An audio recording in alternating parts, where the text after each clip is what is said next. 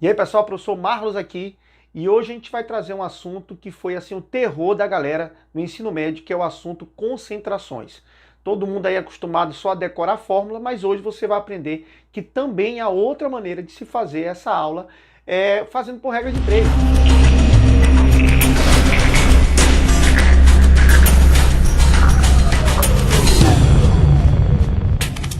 Ora, galera, quando a gente trabalha a ideia de concentração, você tem que trabalhar a ideia de que existe um soluto.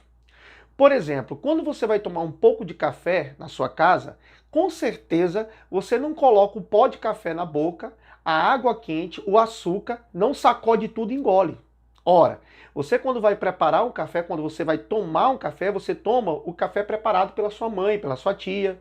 Então esse café preparado, houve uma adição de soluto, certo? A um solvente, que no caso é a água, foi feito o processo de filtração, de extração, e quando você toma o café preparado, você já está tomando uma solução.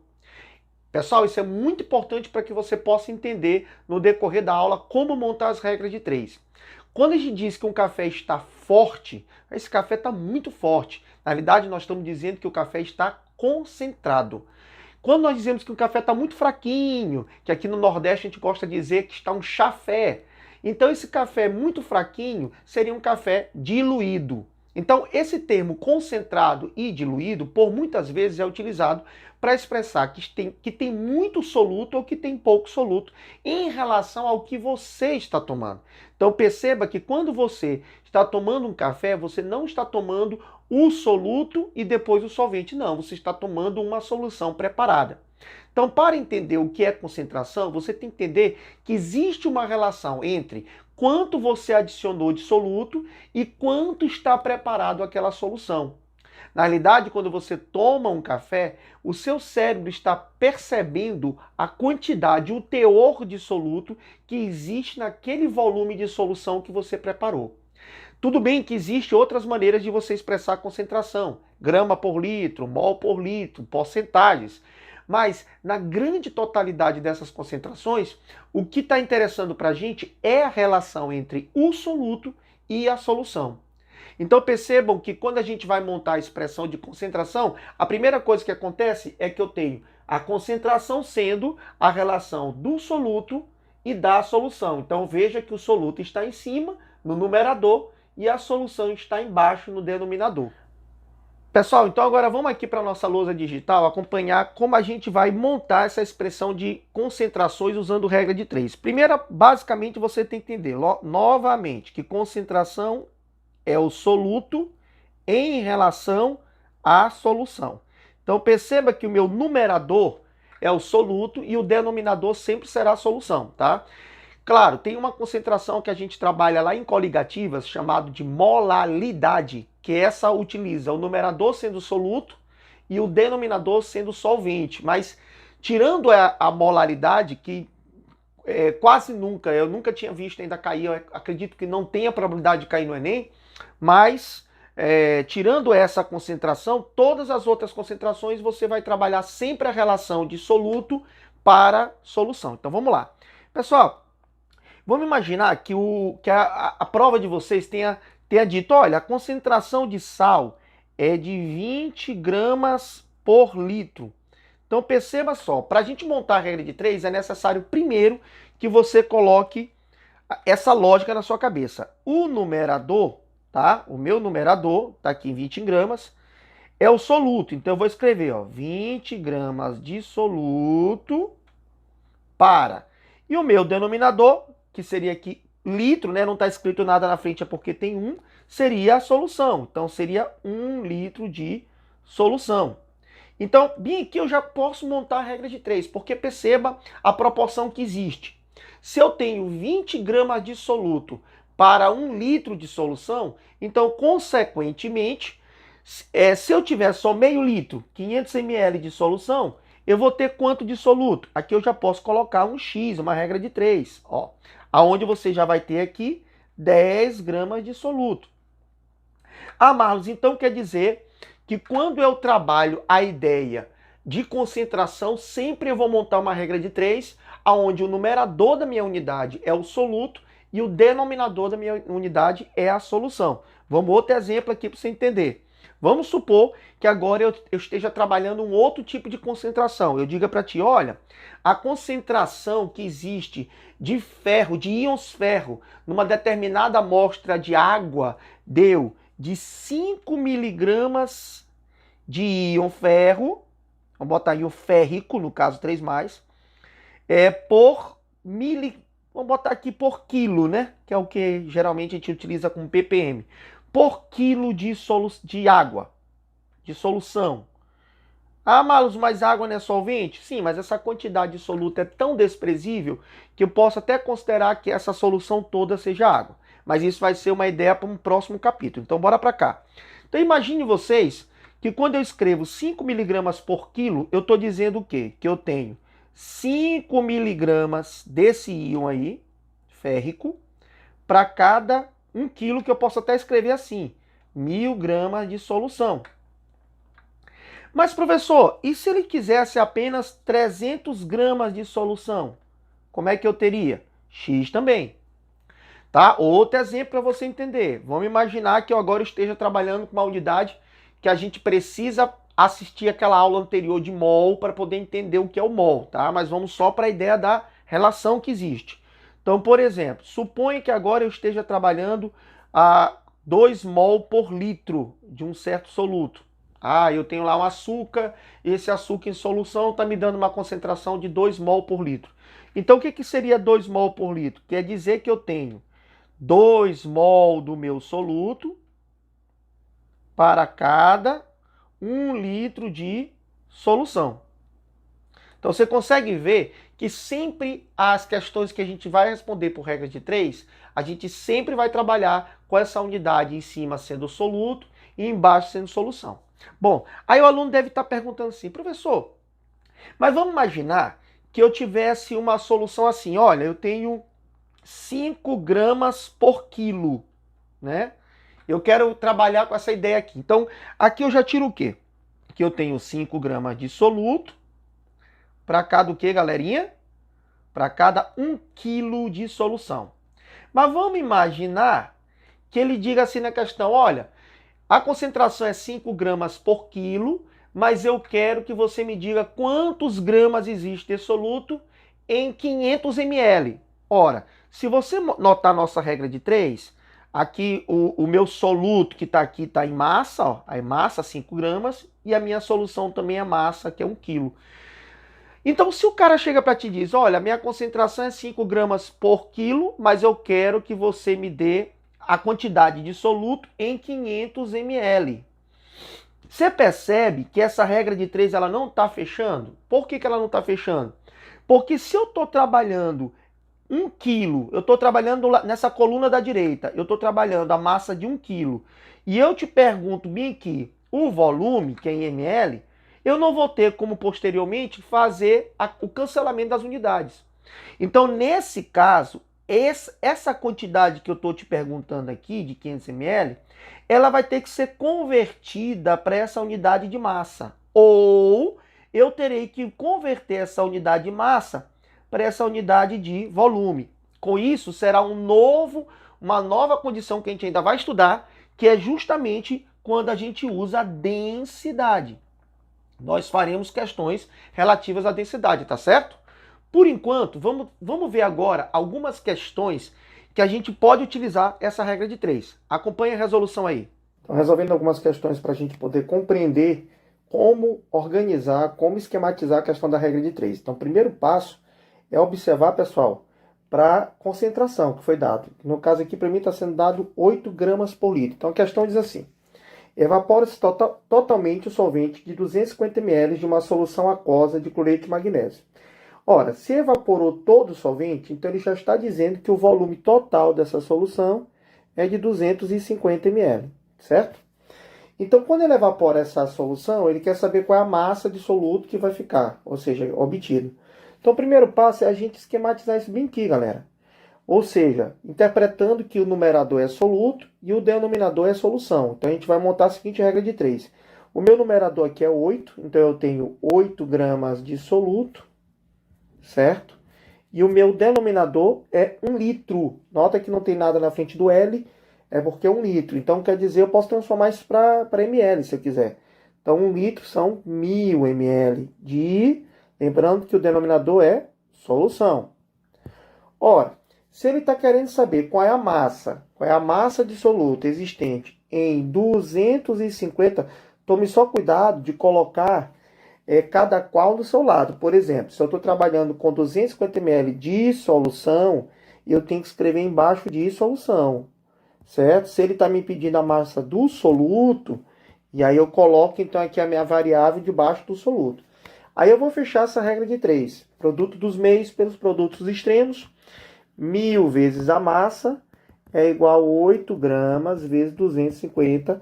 Eu já cancelei aqui ml com ml, tá certo? Tá, gente? Por isso que eu não estou colocando mais a unidade ml. Então a massa aqui está dando... aqui eu posso simplificar, ó. 250 aqui por 1000 dá 4. Ó. Então a massa vai dar 2 gramas. Resposta a letra D de doido. Vamos para a próxima questão, raciocinando ainda essa questão da regra de 3. Na questão 2, que é uma questão muito clássica de vestibulares, ele diz assim: o limite máximo da ingestão diária aceitável de ácido fosfórico é de 5 mg por quilo de massa corporal. Veja, aqui é uma concentração, mas aonde a minha solução seria o corpo humano. Bem que eu já começo a tirar uma ideia que é a seguinte: se eu tenho 5 mg de ácido para cada quilo, para cada 1 quilo do corpo do cara, eu já posso perceber que lá no final da questão ele está dizendo que uma pessoa tem 60 quilos. Então, para não perder tempo, tendo que voltar para o cálculo inicialmente, eu já vou calcular a quantidade de ácido que essa pessoa deveria ingerir, já que ela tem 60 quilos. Se ela tem 60 quilos, fazendo a primeira regra de 3, então o X aqui vai dar 300 miligramas de ácido fosfórico, que é o limite máximo que a pessoa pode, a ingestão diária aceitável. Só que como é que ela vai ingerir esse ácido fosfórico? A questão continua dizendo: calcule o volume de um refrigerante contendo esse ácido na concentração de 0,6 gramas por litro. Então está aqui a sacada agora para a gente. Porque no refrigerante, no refri, a concentração é de 0,6 gramas para cada 1000 ml, mas agora não é de corpo. Agora nós estamos falando de refrigerante, ó, de refri. Certo, pessoal? Ora, mas espera lá. Eu posso transformar esse 0,6 aqui gramas em miligramas, né? Sabendo que cada grama são 1000 miligramas. Então, 0,6 daria 600 miligramas. Então, já transformei aqui a quantidade de ácido para miligrama. Então, quer dizer que em cada litro de refri eu tenho 600 miligramas de ácido. Só que eu só posso consumir a ingestão diária aceitável, que nós colocamos bem aqui, ó, calculamos agora há pouco, deu 300. Então, vamos colocar a regra de 3 agora. Então, se eu só posso ingerir 300 miligramas de ácido, qual o volume do refrigerante para poder consumir essa quantidade?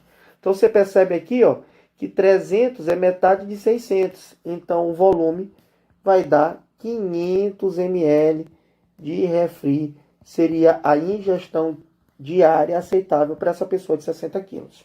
Então, perceba que é muito simples. É sempre colocar o numerador sendo soluto e o denominador sendo solução. Vamos para uma próxima questão. Agora, pessoal, eu estou usando uma nova relação que não é mais trabalhar a unidade grama por litro, e sim porcentagens. E aqui a gente dá uma pequena pausa para uma explicação teórica muito importante. Eu posso ter várias concentrações expressas em porcentagem. Eu posso ter o que nós chamamos de porcentagem massa, e essa porcentagem massa pode ser escrito porcentagem P/P, que é peso por peso, ou porcentagem M/M, que é massa por massa. Ou ainda, ele pode simplesmente dizer para ti assim, olha, não, a porcentagem é em massa, né? Ora, então, por exemplo, se ele tivesse, como ele disse na questão, que é 0,9% em massa, então é peso por peso. Ora, o que quer dizer 0,9% em peso por peso? que é bem simples de entender. Como é uma porcentagem, isso quer dizer, meus amigos, que eu tenho 0,9%. E como a relação é de massa com massa, então quer dizer que você tem 0,9 massa. Eu posso usar gramas, eu posso usar miligramas, eu posso usar toneladas, vai depender da questão. Então, eu particularmente gosto de trabalhar com gramas, que é uma unidade bem simples, né? Então, veja que aqui eu estou te dando a 0,9 gramas, né, para 100 gramas. Isso é uma porcentagem em massa, tá certo? Ora, mas eu posso também trabalhar com porcentagem em volume. Se for uma porcentagem em volume, eu vou ter V por V.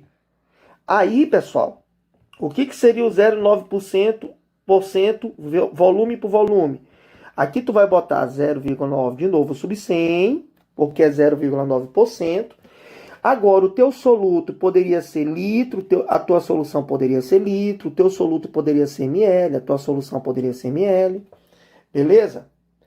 Como também, pessoal, eu poderia trabalhar a porcentagem, e por sinal a gente vai já corrigir essa questão que ela teve um pequeno erro lá no enunciado, e eu vou já explicar o porquê, mas eu poderia trabalhar 0,9% peso por volume. Aqui eu não posso fazer qualquer unidade, tá? Como eu fiz em massa, que poderia ser grama a grama, em volume, que poderia ser ml, não. Aqui não. Aqui é o seguinte, se eu botar 0,9 por 100, aqui sendo grama, aqui tem que ser ml.